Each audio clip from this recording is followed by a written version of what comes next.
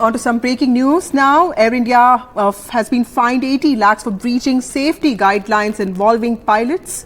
This is what has happened today. This fine has been imposed by regulator DGCA. In fact, it has fined Air India 80 lakhs.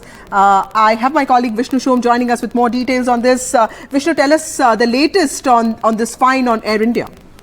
Well, it is a significant move by India's aviation regulator, the Directorate General of Civil Aviation, which has fined Air India 80 lakhs after there was evidence which was found on the airline violating flight duty time limitations of pilots.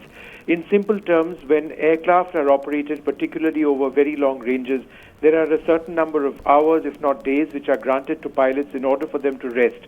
If there is any violation of that, that is considered to be a safety concern.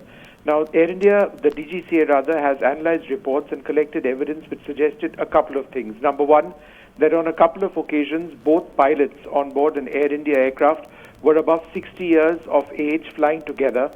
Though people above the age of 60 are allowed to pilot the aircraft, both cabin crew members, I beg your pardon, both pilots cannot be 60. One has to be less than that. So there was a violation there.